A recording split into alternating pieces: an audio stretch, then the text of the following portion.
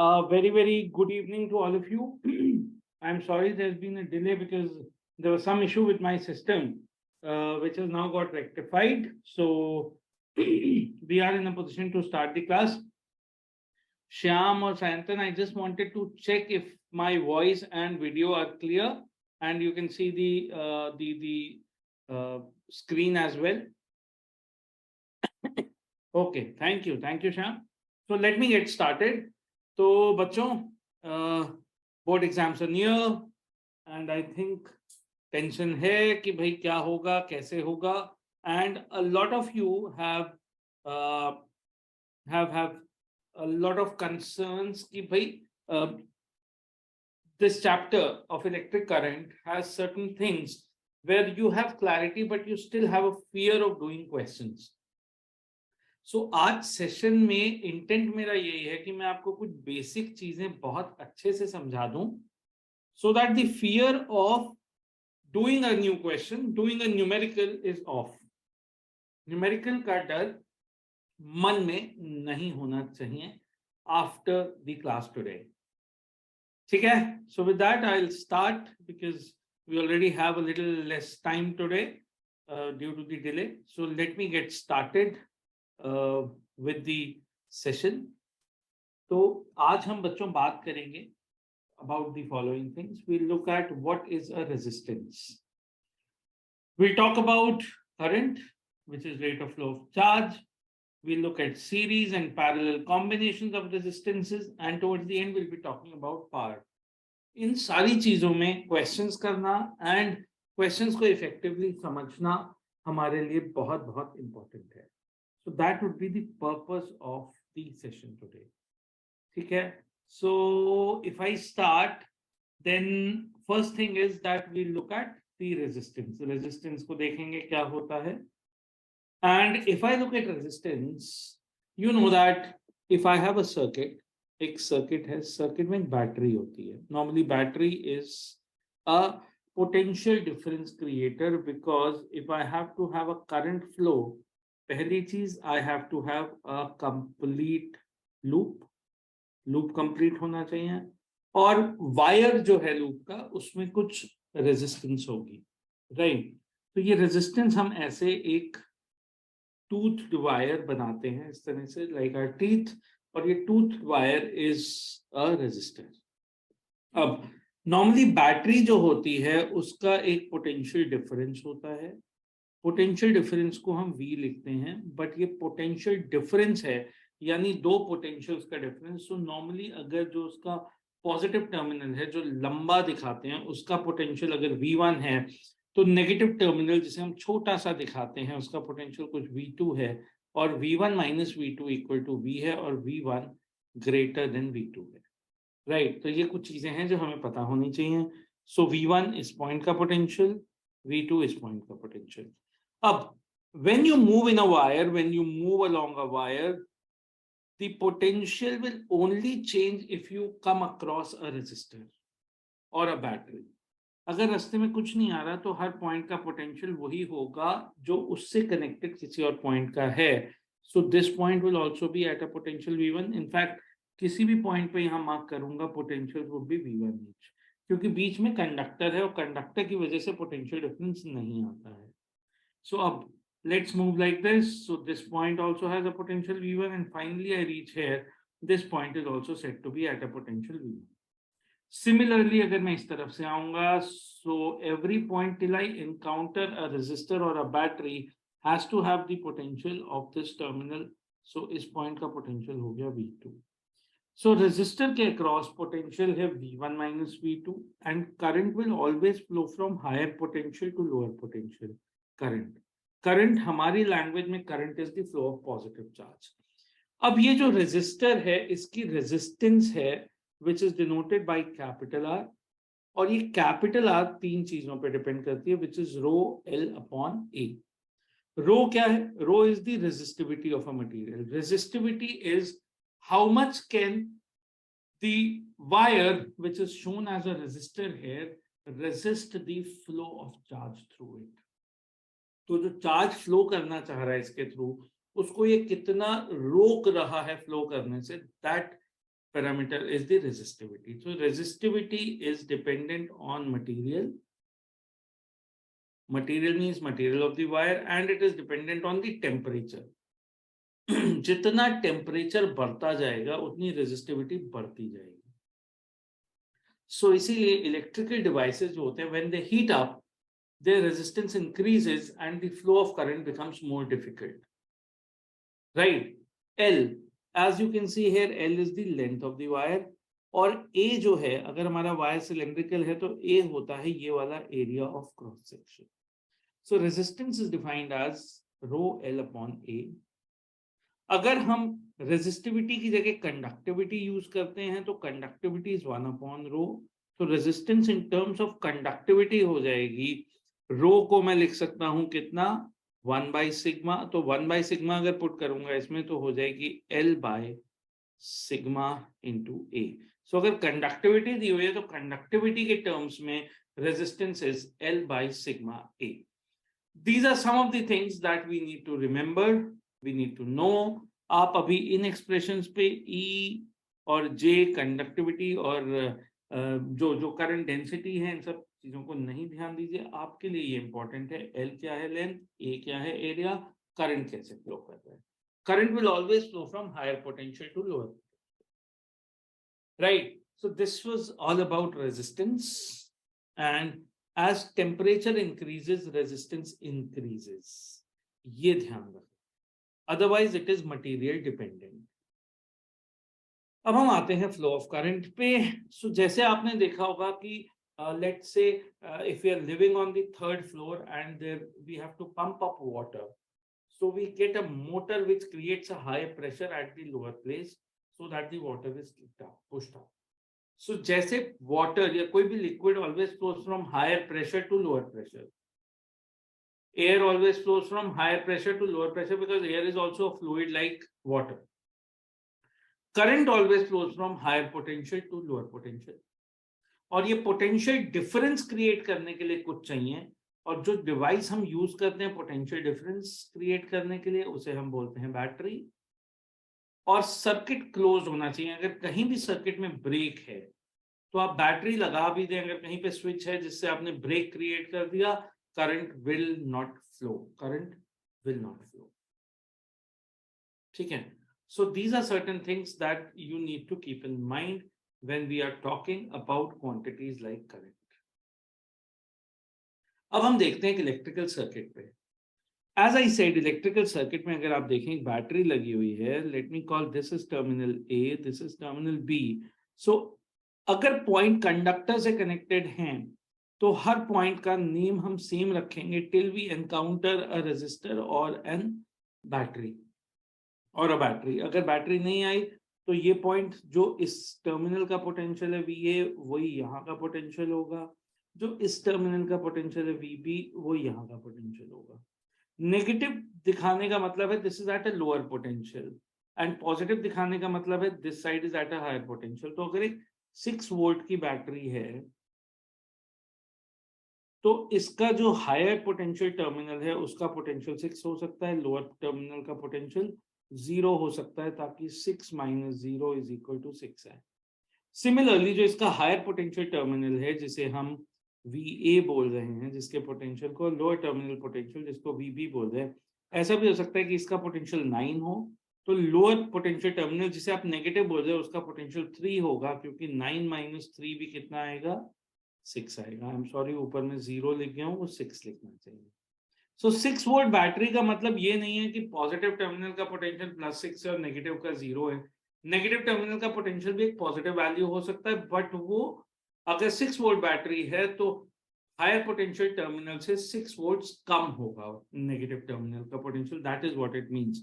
सो अगर मेरे positive terminal का पोटेंशियल 1 वोल्ट है तो नेगेटिव टर्मिनल का पोटेंशियल -5 होगा, ताकि डिफरेंस जो है 1 माइनस -5 इज इक्वल टू 6 हो. तो ये ध्यान रखना है कि हायर पोटेंशियल टर्मिनल या लंबा वाला terminal will always be at a potential higher than the lower potential terminal, and the difference between the potentials of these two terminals is the potential difference of the battery. ठीक है? So current will always flow from positive terminal to negative terminal. बच्चों हम इसे positive to negative terminal बोलते हैं, but ये ध्यान रखना नेगेटिव टर्मिनल का ये मतलब नहीं है कि उसका पोटेंशियल नेगेटिव होगा। नेगेटिव इसलिए बोल दिया क्योंकि वो लोअर पोटेंशियल टर्मिनल, और पॉजिटिव उसे बोल दिया जिसका हायर पोटेंशियल है। That is a convention that we have been following, so keep following it, but don't assume that negative terminal has a negative potential, right? The potential difference across the resistor is VA minus VB in this case, और हम जानते हैं कि this potential difference can be written as I into R, so VA minus VB is equal to I into R लिख सकते हैं। अब बच्चों अगर मैं यहां पर आता हूं एक सर्किट में जिसमें सीरीज में रेजिस्टर्स लगे हैं, सो अगर ये पॉइंट ए है तो ये पॉइंट भी ए है, अगर ये पॉइंट डी है तो ये पॉइंट भी डी है। अब ए से अगर मैं राइट की तरफ आता हूं तो रेजिस्टेंस आ गई बीच में, तो इस पॉइंट का मैंने नेम दे दिया बी, फिर एक रेजिस्टेंस आ गई तो उस पॉइंट का नेम दे दिया सी, और फिर एक रेजिस्टेंस आ गई इसका नाम दे दिया मैंने डी। अब करंट इधर फ्लो कर रहा है from A to B to C to D, इसका मतलब VA potential would be greatest and it will be greater than VB, VB will be greater than VC, VC will be greater than VD। अब ये जो VA है और ये जो VD है, इन दोनों का difference is the potential difference of the battery. Battery का पोटेंशियल डिफरेंस हम नॉर्मली E से भी डिनोट करते हैं, जिसे हम EMF बोलते हैं। सो EMF बोलूं या potential difference across the battery बोलूं, बात एक ही है। अभी जब आप 12th में पहुंचेंगे, you will study something and you will understand that EMF and potential difference are two different things because there is an internal resistance in the battery, जिसकी अभी हम बात नहीं कर रहे। तो अभी मैं बोल सकता हूं कि VAB यानी VAB का मतलब क्या है, VA minus VB, VA minus VB plus VB minus VC is VBC plus VC minus VD, this difference is equal to E।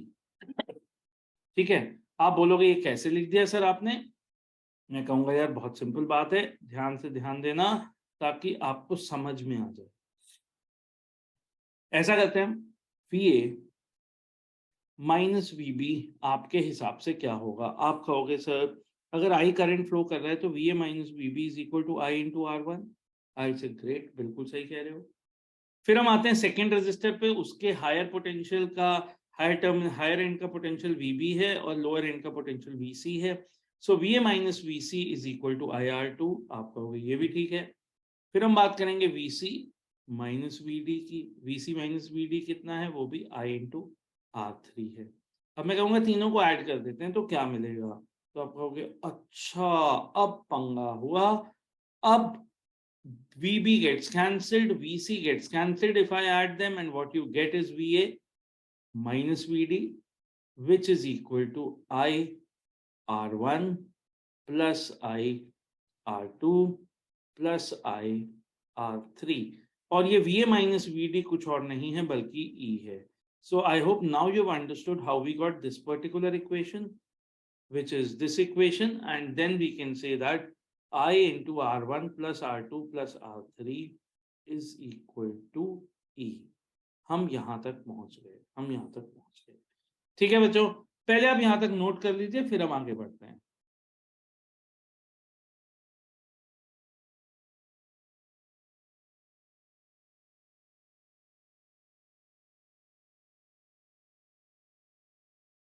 So I hope बच्चों यहां तक नोट हो गया होगा।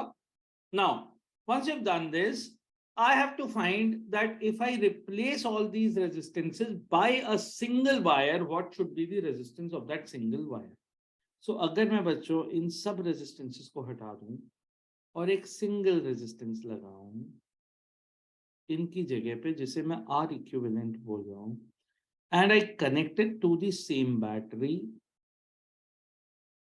so this is point A, this is D, this point has potential VA, this has point VD। so basically आपने A और D point के बीच में जो तीन रेजिस्टर है उन्हें हटा के एक सिंगल रेजिस्टर लगा दिया। अब बच्चों ये सिंगल रेजिस्टर कोई भी वैल्यू का हो सकता है, बिल्कुल हो सकता है, पर हमें बताना है कि इन तीनों को रिप्लेस करने के लिए जो सिंगल रेजिस्टर है उसकी क्या वैल्यू होनी चाहिए, तो उसकी वैल्यू हमें निकालनी है, यानी कि इस अगर मैं आर इक्विवेलेंट यहाँ लगा रहा हूं तो ये R equivalent is equivalent to the other 3 resistors, provided on putting this resistor in place of the other 3 that we've removed, I should have the same current in the circuit. तो I जो यहाँ पे था वही I यहाँ पे होना चाहिए. Then I'll say that this equivalent resistance is equivalent to these 3 put together. So अब यहाँ से मैं इस circuit से, from the smaller circuit, I can say VA minus VD is equal to what? Is equal to I into R equivalent. अब ये जब आ गई वैल्यू, तो VA माइनस VD या E की जगह पे मैं ये लिख सकता हूं that I into R equivalent is equal to I into R1 plus I into R2 plus I into R3. So यहां से मेरे पास आ गया R equivalent is equal to R1 plus R2 plus R3. A very very important relation. So series में बच्चों ये ध्यान रखना है कि if you are replacing the 3 resistors by a single resistor to call it equivalent resistance, then the current in both the circuits should be the same current होगा.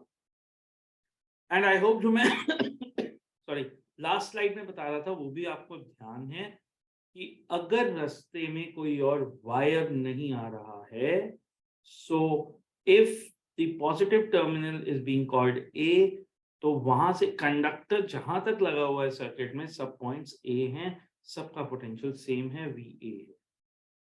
ठीक है जी. So with this I hope you have understood how a series combination actually works. So दो points के बीच के potential difference को हम VA minus VD भी लिख सकते हैं, इसको VAD भी बोल सकते हैं, और इसकी जो वैल्यू है वो भी ले सकते हैं.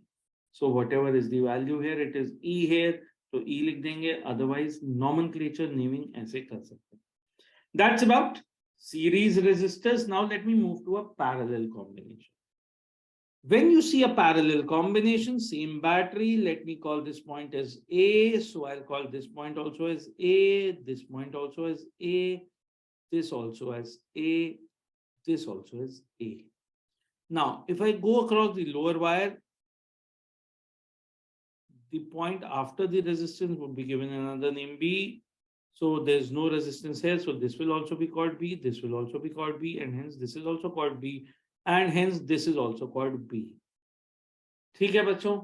अब ये जो बैटरी है इसने टोटल करंट सप्लाई किया I, and this current at the junction gets into 3 different wires. So depending on the resistances, the current in the first one, let's say, is I1, the current in the second one is I2, the current in the third one is I3. तो पहली चीज total current is equal to I1 plus I2 plus I3. Now, for R1 अगर मैं लिखूं तो R1 के across potential difference कितना है? VA माइनस VB है, और VA माइनस VB को आप E भी बोल सकते हो और इसे VAB भी बोल सकते हो. तो E is equal to I1 R1. Similarly wire number 2 उसकी रेजिस्टेंस है R2, और R2 के अक्रॉस भी पोटेंशियल डिफरेंस कितना है? VA माइनस VB है, which is equal to E, which can be written as I2 R2. Third resistor R3, the potential difference across that is also VA minus VB, जिसको आप E लिख सकते हो क्योंकि battery भी पैरेलल में है ना इनके साथ. So this can also be written as I3 R3. So from the first equation I get I1 is equal to, इसे मैं रेड कलर से लिखता हूं so that you see it. I hope writing it slowly is making you understand it better. So I1 is equal to E by R1, I2 is equal to E by R2, and I3 is equal to E by R3. हमारे पास ये 3 resistances के across current आ गया. Now, if I replace all these resistances by a single wire, then this is the battery, and now you have connected a single resistance across and replaced all three by a single resistance Req. The potential difference across Req is E. This point is A. This is B. So if the three resistors are being replaced by a single resistor, then the single resistor can be considered to be equivalent to all three of them if the current in this circuit I is the same as the total current in the circuit having the three resistances. So this I and this I have to be the same. Now, from here I can say that across the equivalent resistance VA minus VB, which is equal to E, is equal to I into R equivalent. Right? Now, I can say that I is equal to E by R equivalent. Now, as I written above, I is equal to I1 plus I2 plus I3. Let me use that relation. And what do I write now? I की जगह मैं लिख सकता हूं E upon R equivalent. I1 की जगह E by R1. I2 की जगह E by R2. I3 की जगह E by R3. And you can see clearly that E gets cancelled, and what you get is 1 by R equivalent is equal to 1 by R1 plus 1 by R2 plus 1 by R3.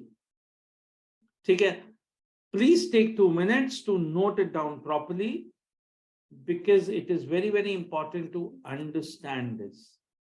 If you understood this, we can definitely look at doing questions. But before that, there is one more concept or a couple of things that I have to discuss. But please note this down.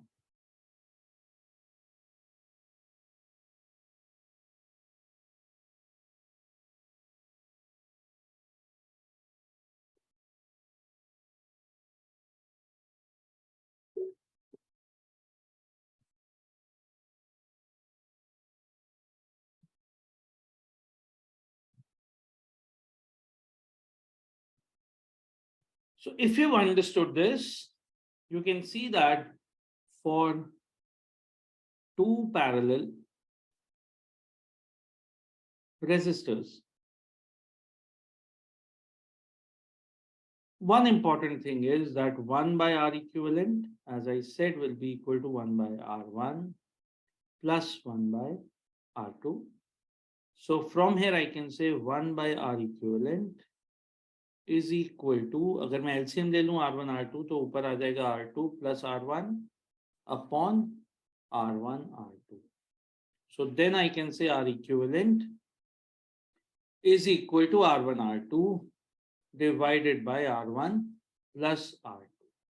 Now remember, whenever resistors are connected in parallel, R equivalent is less than the smaller of the two resistors R1 and R2. बच्चों R equivalent जो आएगा वो हमेशा parallel में हमेशा R1 और R2 में जो भी छोटी है उससे भी छोटा होगा. That is very, very important. And अगर तीन resistors हैं तो याद रखना है, if there are 3 or n number of resistors, R equivalent will, ये important चीज है बच्चों, R equivalent will be smaller than the smallest of n resistors connected in parallel. तो जितने भी रेजिस्टेंस पैरेलल में लगे उनमें जो सबसे छोटी रेजिस्टेंस होगी उससे भी R इक्विवेलेंट छोटा होगा. This is very very important to be remembered at your level. Please write this down. So दो रेजिस्टर्स कहीं भी होते हैं तो इस फॉर्मूले को आप डायरेक्टली बिना किसी टेंशन के यूज कर लीजिए। Don't do the reciprocals and do this. सीधे R equivalent is equal to R1 R2 upon R1 plus R2 करके खत्म।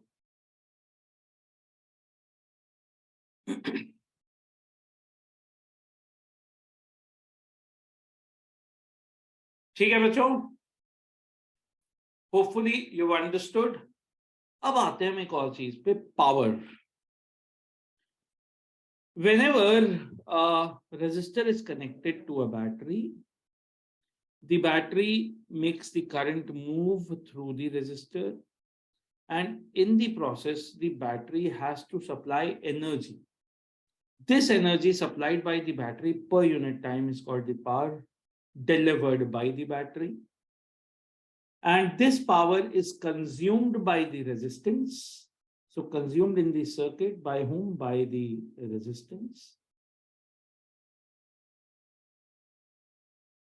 And this power consumed is equal to I into E or I into V.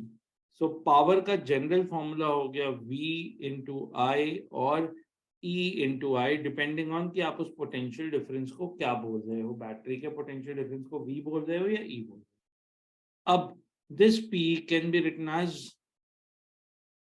P is equal to V की जगह मैं लिख सकता हूं I into R equivalent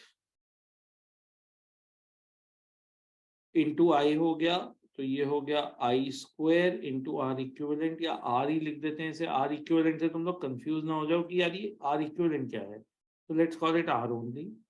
सो है ना, कंफ्यूजन नहीं होना चाहिए किसी भी तरह का लाइफ में। सो इसे भी I into R and hence P is equal to I square R. दूसरी form P is equal to V को एज इट इज रहने दूं, आई को लिख दूं वी बाय आर।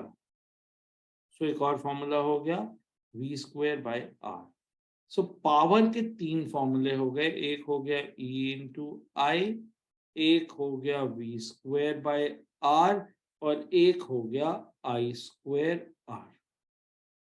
नॉर्मली हमारे घर में जितने भी सर्किट्स हैं उन सब में the devices or appliances are connected in parallel. So if they are connected in parallel across all the devices, the potential difference will be same because they are connected across the common ends. And वही common है, सो इसलिए V सबके across same होगा। तो normally हम ये वाला formula use करते हैं फॉर अ पैरेलल नेटवर्क। अगर कहीं सीरीज में कुछ होता है तो हम ये वाला फॉर्मूला यूज करते हैं फॉर अ सीरीज नेटवर्क। और ये फॉर्मूला अगर E और I गिवन है तो हम क्यों R निकालेंगे, so we will use P is equal to E into I. Now due to this power supplied, the resistor has heat generated in it. Heat is always equal to power supplied into time. So heat generated can be written as E into I into T, or it is equal to V square by R into T, or it is equal to I square into R into T. तो ये हो गए हमारे तीनों फॉर्मूले heat generated के। याद रखिएगा यहाँ T है time for which the device is working and H is the heat energy produced or heat produced. Normally अगर हम बल्ब की बात करेंगे तो this energy is lost in the form of heat and light, तो वहां पे H नहीं, this energy is equal to heat plus light energy. Primarily it's in the form of light energy. Heater की बात करूंगा तो this is in the form of heat energy. अगर मैं एक फैन की बात करूंगा तो this energy supplied is getting converted to mechanical energy due to which the fan is rotating. So electrical energy is getting converted to mechanical energy in the case of fan. In the case of heater, this electrical energy is getting converted to heat energy. And in the case of a bulb, this electrical energy is getting converted to light as well as heat because the bulb gets heated up also. So इसलिए ज्यादा consumption, ज्यादा dissipation या loss या जो use है वो होगा light की फॉर्म में ना बल्ब, बट थोड़ा हीट की फॉर्म में भी होगा, right? So this is about power. I hope all of you have written it down. अब अगर ये लिख लिया आप लोगों ने आराम से, तो अब हम बात करते हैं कुछ क्वेश्चंस की. So let me start with the first question. I will give you a minute to do this question.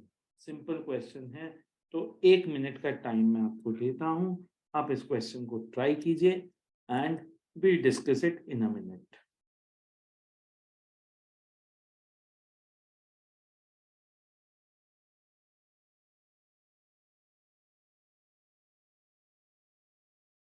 Okay, so I think you have spent a minute on it. So अब जरा हम इसे discuss कर लेते हैं. बोलता है wire of resistance R and resistivity rho. So मेरे पास एक वायर है, इस वायर की रेजिस्टेंस है R, इसका area of cross section A होगा, लेंथ L होगी और रेजिस्टिविटी रो है, तो R इसकी रेजिस्टेंस हो गई रो L अपॉन A. अब हमने इस वायर को स्ट्रेच कर दिया, स्ट्रेच करके हमने इसे कर दिया thrice its length, thrice its length कर दिया स्ट्रेच. तो ऑब्वियस सी बात है इसका एरिया ऑफ क्रॉस सेक्शन कम हो जाएगा. तो अब ये वायर कुछ ऐसा दिखेगा. इसका area of cross section let's say is A dash now, जो मुझे नहीं पता, अभी नहीं पता. लेंथ ऑफ कोर्स मुझे पता है, इसकी लेंथ हो गई L dash which is equal to thrice L, क्योंकि वो क्वेश्चन में गिवन है. एंड रेजिस्टिविटी मटेरियल की प्रॉपर्टी है, तो मैंने हीट नहीं किया, कुछ नहीं किया, तो इसकी रेजिस्टिविटी रो ही रही. सो इसकी रेजिस्टेंस R डैश जो हो गई that is equal to rho L dash divided by A dash. Rho is rho, L dash हो गई थ्राइस L. अब हम बात करते हैं A डैश की. एरिया एरिया कितना हो गया बच्चों? एक चीज याद रखिएगा, जब भी आप किसी चीज को स्ट्रेच करेंगे या कंप्रेस करेंगे तो दो चीजें आपको याद रखनी है. एक तो इसकी डेंसिटी इज कांस्टेंट, डेंसिटी बदलेगी तो मटेरियल ही बदल जाएगा, तो डेंसिटी कांस्टेंट है. अब डेंसिटी कांस्टेंट है, इसका मतलब मास तो कांस्टेंट है, साथ में इसका मतलब हुआ कि वॉल्यूम इज आल्सो कांस्टेंट. अब अगर ये वायर सिलिंड्रिकल है तो ध्यान रखने वाली बात ये वॉल्यूम से है. Volume of a cylindrical wire is equal to pi R square into L. अब बच्चों यहां पर अगर मैं इस टर्म को देखूं, ये पाई R स्क्वायर क्या है बच्चों? पाई R स्क्वायर क्या है? वो यही एरिया है, एरिया ऑफ क्रॉस सेक्शन. तो अगर आप कभी भी एक सिलिंड्रिकल वायर लोगे या कोई भी सिलेंडर लोगे, उसका जो वॉल्यूम होता है वो होता है ये वाले सर्कुलर क्रॉस सेक्शन का area multiplied with the length. That is what it means. So इसका मतलब अगर मैं देखूं तो वॉल्यूम कांस्टेंट होने का मतलब A into L is equal to A dash into L dash, which means A into L is equal to A dash into 3L. सो यहां से मेरे पास A डैश आ गया A बाय 3. सो अब मैं R डैश निकालने के लिए यहाँ एरिया को क्या रख दूंगा? A by 3. सो ये मेरे पास कितनी आ जाएगी value? This value will come out to be 9 times rho L upon A. So can I say that R dash is equal to 9 times R. So you changed the length, you increased the length to thrice, area became A by 3. Now the new resistance is directly proportional to length and inversely proportional to area. तो inversely proportional to A by 3 यानी directly proportional to नीचे वाला 3 और ऊपर भी 3 है, तो 9 का मल्टीपल आ गया. So R dash is equal to 9R. Simple, easy to understand and do, but समझना बहुत जरूरी है पूरा. That is why I went slow. ठीक है बच्चों, तो सबसे इंपॉर्टेंट कंडीशन ये है कि व्हेन यू स्ट्रेच और compress something, assume the density is constant and for you volume is constant is the most important parameter. ठीक है, अब हम ये क्वेश्चंस रैंडम है, सो आई हैव नॉट पुट कि ये क्वेश्चन पहले आना चाहिए बाद में, हमने सब चीजें पढ़ी. अब हम जरा देखते हैं. वी हैव 3 रेजिस्टर्स गिवन, तो हमें 3 रेजिस्टर दे दिए, 2 ohms, 4 ohms and 6 ohms. Which 2 resistors do we combine in parallel to a voltage source of E so that we get maximum current? अब अगर आपको मैक्सिमम करंट चाहिए, इसका मतलब क्या हुआ, आपको मिनिमम रेजिस्टेंस चाहिए, और आप पैरेलल में कनेक्ट कर रहे हो, यानी आप पैरेलल में कनेक्ट कर रहे हो और आपको मिनिमम रेजिस्टेंस चाहिए, और आपको अभी मैंने बताया कि in parallel combination if you have 2 resistors then their equivalent will always be lesser than the least of the two. So अगर मैं देखूं तो सबसे छोटी रेजिस्टेंस 2 है, तो या तो 2 and 4 से मिलेगा या 2 and 6 से मिलेगा। 4 और 6 से नहीं मिल सकता मुझे सबसे छोटी रेजिस्टेंस, क्योंकि 4 और 6 से जो इक्विवेलेंट रेजिस्टेंस होगी वो 4 से कम होगी, बट वो 2 से भी कम होगी या नहीं ये नहीं कह सकते। ये पता है कि 2 and 4 का इक्विवेलेंट 2 से कम होगा और 2 and 6 का इक्विवेलेंट भी 2 से कम होगा। अब हम देखते हैं कि अगर एक रेजिस्टेंस सेम है और दूसरी एक केस में छोटी और एक केस में बड़ी है, तो इक्विवेलेंट किस केस में छोटा और बड़ा आएगा। तो पहले हम आर इक्विवेलेंट इन केस 1 निकालते हैं। केस 1 में निकाला तो आर इक्विवेलेंट हो गई R1 R2 upon R1 plus R। तो ये हो गई बच्चों 8/6, 8/6 हो गई हमारी कितनी, हाँ 8/6 ही हुआ ना, तो 2 3 तो ये हो गई 4/3। केस 2 में देखते हैं, केस 2, इस केस में आर इक्विवेलेंट कितनी आएगी, आर इक्विवेलेंट इस केस में आएगी 2 into 6 अपॉन 2 plus 6। 2 into 6 हो गया 12 और नीचे हो गया 2 plus 6 यानी 8, इसे 4 से कैंसिल करूंगा तो ये आ जाएगी 3/2। अब आप जानते हो 4/3 होता है 1.33 एंड 3/2 होता है 1.5।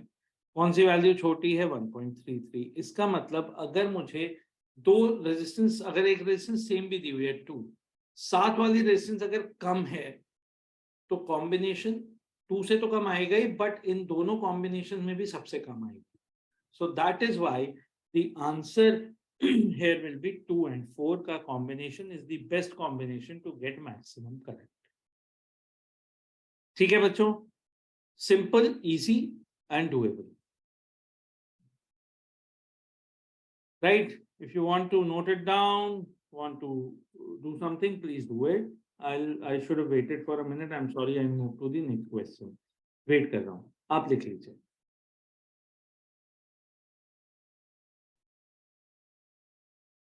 अब हम आते हैं बच्चों नेक्स्ट क्वेश्चन पे। नेक्स्ट क्वेश्चन में वो क्या बोल रहा है, बोल रहा है अ 3 volt battery with negligible internal resistance. Negligible internal resistance एक टर्म यूज होता है कि वायर जो बैटरी है उसके अंदर जो इलेक्ट्रोलाइट है उसकी रेजिस्टेंस नहीं है, which is normally use, normally not used also, but लिखा हो तो इस पे ध्यान मत दीजिएगा, आपको क्वेश्चन में इस पे ध्यान नहीं देना। सो हमारे लिए बैटरी है 3 वोल्ट्स की, is connected in a circuit as shown in the figure. The current I in the circuit will be, अब इस सर्किट में करंट I कितना होगा ये हमें देखना है। बच्चों अगर हम देखें तो इस बैटरी से करंट I आएगा, ये करंट इस जगह पे आके स्प्लिट होगा। लेट से इधर आ गया कुछ I1, इधर आ गया कुछ I2, तो वही I2 इसमें फ्लो करते हुए इस वायर में भी आएगा I2, और इधर से इस जंक्शन पे आ जाएगा I2, इधर से आ जाएगा I1, और ये दोनों मिलके इधर I1 प्लस I2 यानी I वापस आ जाएंगे। एक चीज सर्किट में बहुत क्लियरली देखनी है, बैटरी से जितना करंट निकल रहा है उतना ही वापस आना चाहिए, राइट? अब अगर मैं देखूं इसे, सो let me draw the figure in a little different way so that all of you are able to understand। तो बच्चों मैं अब इस डायग्राम को थोड़ा सा सीधा कर देता हूं, यहां पर एक रेजिस्टेंस लगा देता हूं, कितना 3 ओम का, और इसके ऊपर दो रेजिस्टेंसेस हैं ऐसे, जो कि हैं 3 ओम ईच। और मैंने जो अभी करंट्स दिखाया आपको, this is how current I is. इस सिंगल वाले 3 ओम में आ गया I1। ऐसे फिगर बनाओ ना तो इजी लगता है क्वेश्चन, वो फिगर देख के हम डर जाते हैं कई बार। सो I2 I2 I2, इधर से I1 and these two combine to give you I बाय। अब आप देखो तो ये ऊपर वाले दोनों रेजिस्टर्स कैसे हो गए, सीरीज में। सो इन दोनों सीरीज रेजिस्टर्स का इक्विवेलेंट कितना हो गया, 6 ओम हो गया। सो यहाँ पे एक सिंगल रेजिस्टर लग गया 6 ओम का, उसके नीचे एक सिंगल रेजिस्टर है कितना, 3 ओम का, और इससे कनेक्टेड है ऐसे बैटरी कितनी, 3 वोल्ट। इसका मतलब बच्चों ये 6 और 3 वाले रेजिस्टर्स भी हो गए कैसे, पैरेलल में हो गए। अब ये इनमें 3 और 3 वाले जो यहाँ थे पहले, ये दोनों थे सीरीज में, तो इन दोनों का सीरीज कॉम्बिनेशन उठा के मैंने यहाँ लिख दिया 6 ओम्स, और नीचे वाला 3 अनटच्ड है, और ये दोनों पैरेलल में हो गए। तो इनका जो इक्विवेलेंट आएगा, जो एक सिंगल रेजिस्टर आ जाएगा यहाँ पर आर इक्विवेलेंट, वो होगा 3 और 6 का इक्विवेलेंट, यानी 3 into 6 upon 3 plus 6, which is equal to 18 by 9, which is 2 ohms। आप देख रहे हो 3 और 6 में लेसर रेजिस्टेंस कौन सा है, 3 ओम, और ये इक्विवेलेंट उससे भी कम आएगा। और अब यहाँ पे बैटरी लगी हुई है आपकी कितनी, 3 वोल्ट्स की। अब आपसे पूछा जा रहा है the current in the circuit, तो आप जानते हो कि 3V is equal to I into R equivalent। So 3 is equal to I into 2, यानी I हो गया 3/2, which is 1.5 amperes। Simple काम। So series parallel combinations में one has to be a little clear, one has to be a little careful, you'll be able to do it। Please note this down।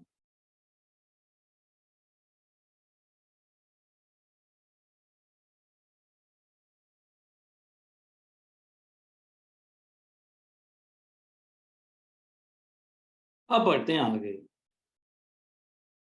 अब यहां बोल रहा है a wire of resistance 10 ohms produces a current of 2 amperes when connected across a potential source of V। तो हमने क्या किया, figure बनाएंगे, because visualization is the best way to understand. तो हमने एक बैटरी ली V वोल्ट्स की, उसके अक्रॉस एक रेजिस्टर लगा दिया 10 ohms का, और इसमें करंट कितना फ्लो कर रहा है, 2 एम्पियर्स। सो मैं यहाँ लिख भी सकता हूँ V is equal to I, that is 2 into R, that is 20 volts. ये एक डेटा मेरे पे आ गया। अब वो कह रहे हैं the wire is cut into 2 equal halves. 2 equal halves में हमने वायर को कट कर दिया, and both are joint across the same potential source. तो अब ये दो वायर जो है, इसे हमने दो बराबर हिस्सों में काट के across the same potential source लगा दिया। across the same potential source V, वो कितना है, 20 वोल्ट्स लगा दिया। वायर को कट किया है, यानी लेंथ आधी हो गई है, area of cross section same रहा है। तो यहाँ आपने स्ट्रेच नहीं किया, आपने कट कर दिया। कट किया, 10 ओम्स की रेजिस्टेंस थी, बीच में कट कर दिया, तो एक रेजिस्टेंस कितनी हो गई, 5 ओम्स हो गई, दूसरी कितनी हो गई, 5 ओम्स। अब वो पूछ रहा है what will be the current in the circuit. Question हो गया अब इंटरेस्टिंग। बट अब ये दोनों पैरेलल में हैं, और अगर लेट से यहां से करंट I आ रहा है, तो करंट I1 इधर जाएगा, I2 इधर जाएगा, पर दोनों रेजिस्टेंसेस सेम हैं, इसलिए I1 बराबर I2 होगा, इक्वल टू I/2 होगा। Only in this case as R1 is equal to R2। तो अब अगर मैं देखूं तो मुझे ये जानने की जरूरत नहीं, कोई ऐसा काम नहीं है, इसकी बहुत जरूरत है। अब मैं 5 और 5 का इक्विवेलेंट निकालूंगा, तो इक्विवेलेंट रेजिस्टेंस जब मैं निकालूंगा तो मैं लिखूंगा R1 into R2 upon R1 plus R2। तो ये हो गया 25 अपॉन 10, दैट इज 2.5। याद रखिएगा अगर दो रेजिस्टेंसेस इक्वल हैं तो उनका इक्विवेलेंट हाफ हो जाएगा। अगर 3 रेजिस्टर्स लगे इक्वल के पैरेलल में तो इक्विवेलेंट R/3 हो जाएगा। अगर n रेजिस्टेंसेस लगे हैं इक्वल, R है हर एक की रेजिस्टेंस, n रेजिस्टर्स लगे हैं पैरेलल में तो इक्विवेलेंट R/n हो जाएगा। ध्यान रखने के लिए, समझने के लिए। तो अब मेरे पास इस सर्किट में एक बैटरी है जिसका पोटेंशियल डिफरेंस 20 वोल्ट्स है और एक रेजिस्टेंस लगी हुई है। वो रेजिस्टेंस कितनी है? 2.5 ओम्स की। और मुझसे पूछा है कि अब इस सर्किट में करंट क्या होगा। सो ये करंट I जो होगा, this will be equal to 20 upon 2.5. 2.5 into 1 is 2.5, 2.5 into 4 is 10, 2.5 into 8 is 20, तो ये आ गया 8 एम्पियर का करंट होगा। सो जो 2 एम्पियर्स का करंट था विद अ 10 ओम रेजिस्टर, अब दो 5 ओम के रेजिस्टर्स लगा दिए तो रेजिस्टेंस हमने इफेक्टिवली सर्किट की रिड्यूस कर दी। 10 से रिड्यूस करके कितनी कर दी? 2.5 कर दी, यानी रेजिस्टेंस 1/4 कर दी सेम बैटरी के अक्रॉस, तो करंट 4 टाइम्स हो गया। तो पहले करंट 2 एम्पियर्स था, 4 टाइम्स हो गया 8 एम्पियर्स। अलग अलग नजरिए, अलग अलग सोच, अलग अलग देखने का तरीका। ये क्वेश्चन थोड़ा टफ था, इस पे हम देखेंगे, आप लोगों के लिए नहीं है। मैं डाल गया इसे जस्ट थॉट की अगर जरूरत पड़ेगी तो कर लेंगे, बट छोड़ देते हैं अभी उसे। इस क्वेश्चन पे आते हैं। An electric current is passed through a circuit containing 2 wires of same material connected in parallel.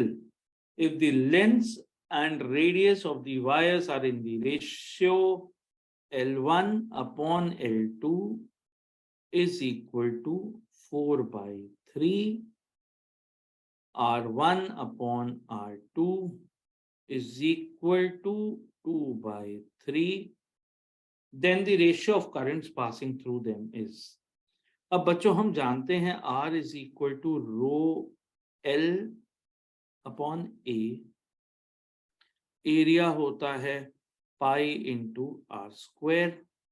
सो इसका मतलब A1 हो गया पाई इंटू 2 स्क्वायर, A2 हो गया पाई इंटू 3 स्क्वायर। सो हमारा A1 अपॉन A2 का रेशियो आ गया कितना? 4/9। और फिर यही लिख देता हूं L1 अपॉन L2 का रेशियो कितना है, दैट इज 4/3। अब बेसिकली हमें पूछ रहा है द रेशियो ऑफ करंट्स। अब बच्चों अगर हमने पैरेलल में लगाए हैं, ध्यान देने वाली बात, एक बैटरी के अक्रॉस 2 रेजिस्टर्स हमने लगा दिए पैरेलल में। अब यहाँ इक्विवेलेंट रेजिस्टेंस मत निकालना, हमें इक्विवेलेंट रेजिस्टेंस नहीं चाहिए, हमें चाहिए ratio of currents in both. So let's say I current आ रहा है, ये रही R1 रेजिस्टेंस, इसमें आ गया कितना करंट? I1। ये रही R2 रेजिस्टेंस, इसमें करंट कितना आ गया? I2 आ गया। अब आप जानते हो हम लिख सकते हैं V is equal to I1 R1 and V is also equal to I2 R2. So I1 R1 is equal to I2 R2। ये बहुत इंपॉर्टेंट रिलेशन है। पैरेलल में दो रेजिस्टर्स के अक्रॉस क्योंकि पोटेंशियल डिफरेंस सेम होता है, so potential difference across any resistor is equal to current into its resistance. So I1 R1 is equal to I2 R2. So अब यहां से मैं कह सकता हूं I1 upon I2 is equal to R2 upon R2 upon R1। अब दोनों resistor same material के हैं, यानी कि ρ1 is equal to ρ2 है। सो हम बोल सकते हैं R2 is equal to rho L2 upon L2, छोटा L ले रहा हूं तो L2 upon A2, and R1 is equal to rho L1 upon A1। So can I say I1 by I2 is equal to L2 by L1 multiplied with A1 by A2? This is how the ratio of currents would be। हो गया काम। So I1 by I2 is equal to L2/L1 कितना हो जाएगा अपना 3/4, क्योंकि L1/L2 कितना था 4/3 था, तो L2/L1 हो गया 3/4 इंटू A1/A2 हो गया कितना 4/9। सो अब यहां से अगर मैं देखूं, सो 4 गेट्स कैंसल्ड, 3 1 जा 3 3 जा, सो मेरे पास I1/I2 का रेशियो हो गया 1/3, या I2/I1 का रेशियो हो गया 3/1। सीधी सी बात है, आपने I1R1 is equal to I2R2 use किया, सो I1/I2 is equal to R2/R1 हो गया, और वहां से अपने पास आ गया रो कैंसिल होके L2/L1 into A1/A2। L2/L1 given है, A1/A2 गिवन है, काम हो गया। ठीक है बच्चों, तो याद रखना था रेडियस R1/R2 की जगह हमें एरियाज निकालने थे, इसलिए कहीं गलती से आप R1/R2 ना रख जाएं A1/A2 की जगह। That is something which is important to be seen here in this particular question.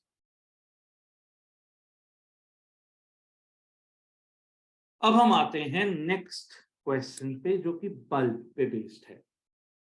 An electric bulb is rated 220 volts 100 watt. The power consumed by it when operated at 110 volt is. So बच्चों, आप जानते हो power of a bulb is equal to, resistance लिख क्या,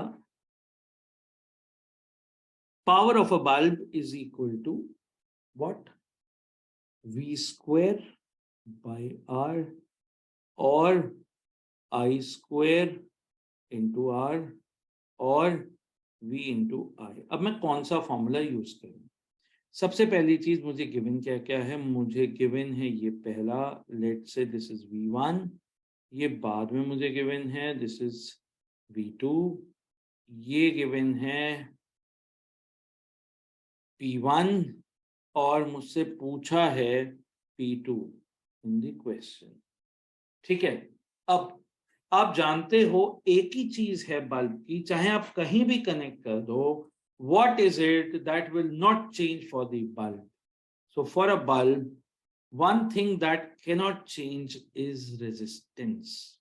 bulb जैसा बना है, resistance तो उसकी वही है, तो resistance of a bulb is constant.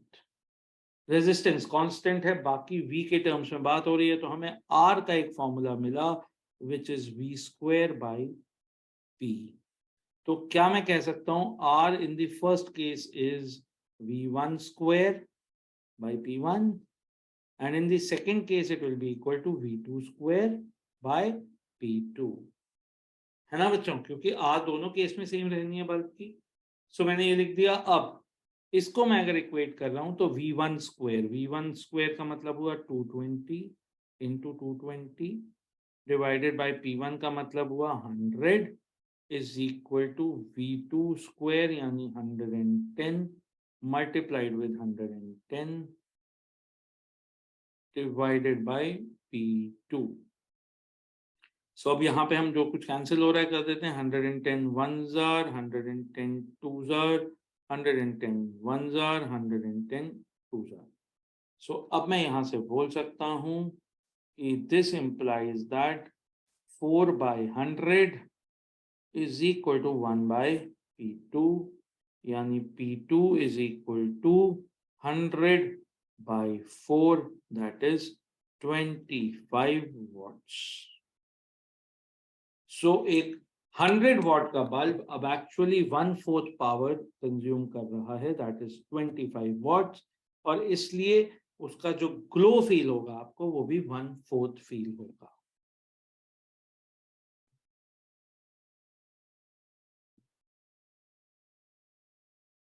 ठीक है, I hope you're able to understand, you're able to enjoy, you're able to look at how we go about doing such questions.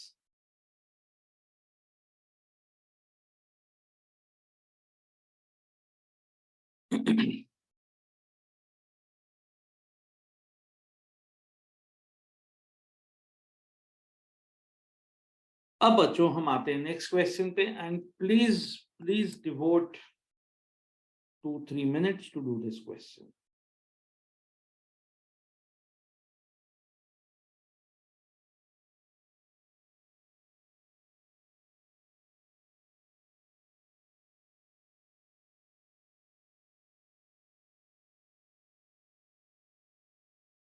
मैं कुछ चीजें मार्क कर रहा हूं जो ध्यान देने वाली हैं।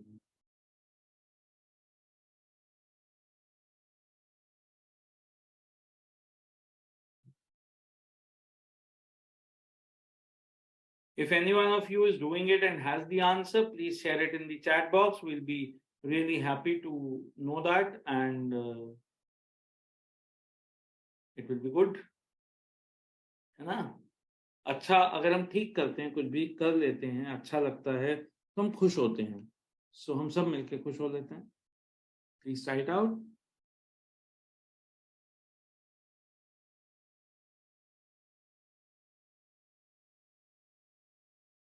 So बच्चों, इस केस में क्या बोल रहा है कि there is a source, a battery of 220 volts, let's say. AC की बात होती है, हम DC में बात कर रहे हैं भी 220 volts, and there is a resistor R. Now what you did is कि आपने इस R को दो इक्वल पीसेस में कट कर दिया, यानी कि अगर आपने इसे दो इक्वल पीसेस में कट कर दिया तो एक की रेजिस्टेंस हो गई कितनी, हाफ, दूसरे की भी रेजिस्टेंस हो गई हाफ. और अब वो कह रहे हैं now the wires are cut connected in parallel to the same battery of 220 volts. तो ये हो गया अपना सर्किट नंबर 1, ये हो गया सर्किट नंबर 2. और सर्किट नंबर 2 को अगर मैं और सिंप्लीफाई करूं तो R/2 के दो पैरेलल में है, यानी रेजिस्टेंस हो गई R/4 connected to the same 220 volts. तो अब ये हो गया आपके लिए सर्किट नंबर 2. एक चीज जो दोनों सर्किट में सेम है वो है V इज सेम. तो हमें पावर का वो फॉर्मूला यूज करना चाहिए जिसमें V आए, और I करंट कितना हो जाएगा वो भी मैं निकाल सकता हूं, बट I के चक्कर में क्यों पढ़ूं, R को ही ले लेता हूं क्योंकि R मुझे पता है. सो P1 हो गया मेरा V²/R1 एंड P2 हो गया मेरा V²/R2. सो P2/P1 जो हो गया वो हो गया, आई एम सो सॉरी, यहाँ पे V2 लिखे हूँ, ये V² होगा, V²/R2. तो मैं इसे लिख सकता हूँ V²/R2 अपॉन V²/R1, यानी ये हो गया R1/R2 के equal. So P2/P1 is equal to R1/R2. R1 कितना है अपना R, R2 कितना है R/4. सो P2/P1 हो गया कितना 4. सिंपल. ठीक है. So diagram is the key. This is one more important thing that I wanted you to understand. भैया डायग्राम ठीक बनाओ, things will automatically happen and they'll happen correctly. Right? Please note down the question, please note down the solution. Don't take a screenshot. Screenshot से वो screenshot exam वाले time याद नहीं आता है. 2 मिनट लगा लो, जितनी देर में मैगी बनती है उतनी देर में हमारा क्वेश्चन हो जाता है. Please note down the solution and it will help you in doing similar questions. और अपने हाथ से करना, समझना मैंने क्या बोला, मैंने क्या लिखा, उन चीजों को लिख के रखना, so that whenever you do these questions again, you're able to solve them properly.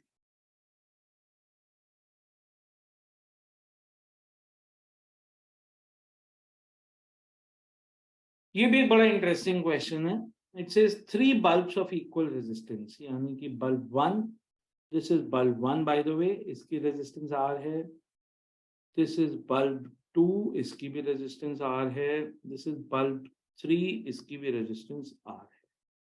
They're connected to a battery like this.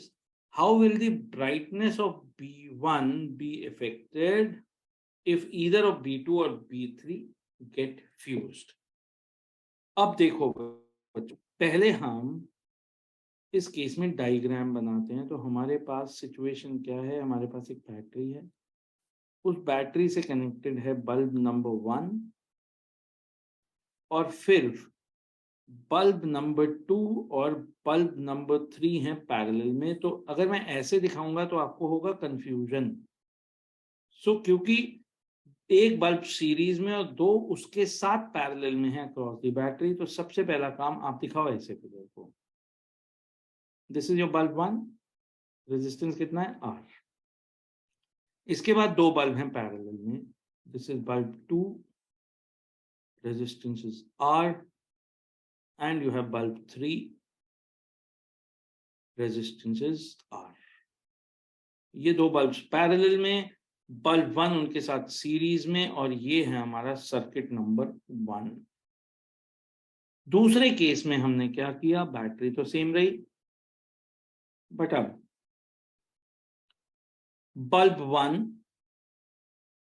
ये रहा R रेजिस्टेंस का, this is bulb 1। Bulb 2 fuse हो गया, तो बल्ब 2 अगर फ्यूज हो गया, फ्यूज होने का मतलब सर्किट उसका टूट गया, वायर टूट गया, यानी उसमें करंट नहीं फ्लो करेगा। तो अब मेरा बस बल्ब 2 बचा सीरीज में और उसकी रेजिस्टेंस है R। ठीक है, बैटरी सेम रही V। अब बच्चों, किसी भी बल्ब का जो ग्लो होता है, बल्ब का glow, for any bulb the bulb glow is proportional to P. So glow is directly proportional to P. So मैं लिख सकता हूँ glow is directly proportional to उसे कितनी पावर मिल रही है। पावर मिली, वो सारी पावर उसने हीट और लाइट में कन्वर्ट की और वो ग्लो कर गया।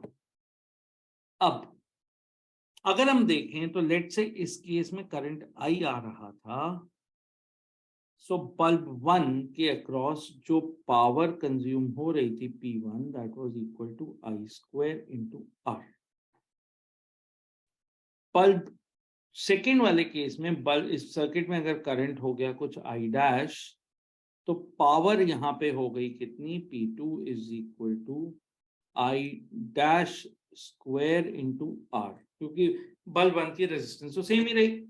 ये हम बात करें कि इसके बल्ब 1 के लिए, ये ध्यान रखना, P2 लिख दिया तो ये मत समझना कि क्या हो गया, ये बल्ब 1 की बात कर रहे हैं हम दोनों केस में। जिस केस में ये बड़ी आएगी उस केस में P2 और P1 में जो बड़ा होगा वो बल्ब ज्यादा ग्लो करेगा। अब हम जानते हैं कि इसके लिए हमें चाहिए I और R। R तो है, I चाहिए। I और I' में कौन बड़ा है वो देखना है। I और I' में कौन बड़ा है बच्चों, सिंपल था। अब अगर हम देखें तो पहले केस में, जो हमारा फर्स्ट केस है, उसमें इक्विवेलेंट रेजिस्टेंस कितनी आएगी, R और R की इक्विवेलेंट कितनी हो गई, R/2।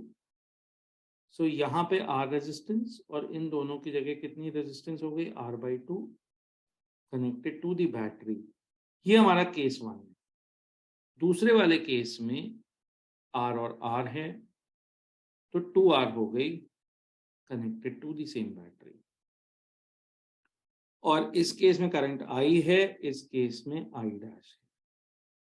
अब बच्चों I वाले केस को अगर मैं फिर देखूं तो R और R/2 मिलके 3R/2 हो गए, यानी बैटरी के अगेंस्ट जो इक्विवेलेंट रेजिस्टेंस है वो कितनी है हमारी, 3R/2 है अगेंस्ट V।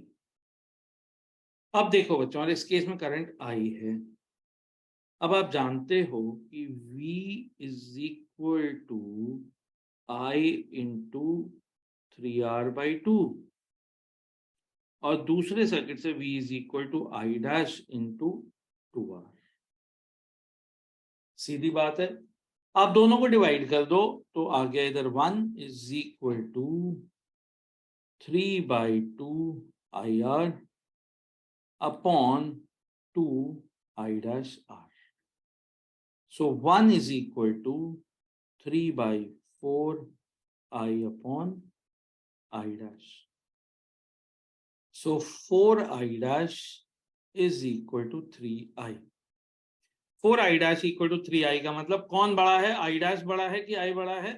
क्लियरली दिख रहा है कि हमारा i dash जो है that is 3/4 of i.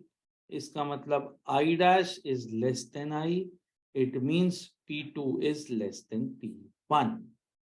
So ये ध्यान देने वाली बात है कि भैया इस केस में अच्छे से ये समझ लो, देख लो और उसके बाद लिख लो आप यहाँ पर कि P2 sorry I dash is less than I, so P2 is less than P1. So when bulb gets fused, दूसरे केस में B2 in the second case close dimmer. तो B2 डिम हो जाएगा क्योंकि उसे कम पावर मिल रही है। अब पहले वाले केस में ज्यादा पावर मिल रही थी उसे। Sorry B2, I am so sorry, B1 की बात कर रहे हैं हम। What will happen to the brightness of B1? So B1 glows dimmer. ठीक है बच्चों? I hope it makes sense. If there's something that you're not able to see, let me show it this way. I hope everything is visible to you now. Please note down. Please take your time. Note down. इस question को एक बार फिर दोबारा कर लेना, समझ में आ जाएगा कि मैंने क्या किया है।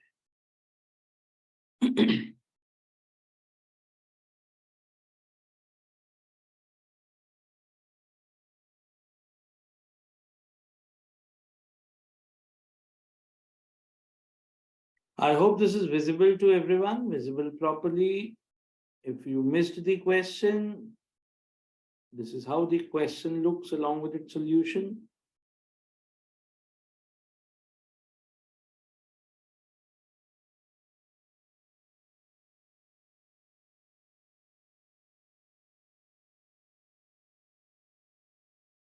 ठीक है बच्चों? So with this, I think we've touched upon almost everything, and I'll stop here for today. Hope you enjoyed the session. Hope you were able to handle the questions. In case you have any doubts, please feel free to put them in the Telegram group, and I'll be happy to take them out. ठीक है बच्चों? Thank you. All the best. Keep preparing. Tension मत लेना. आराम से पढ़ना. You will definitely do well. Thank you. Bye-bye.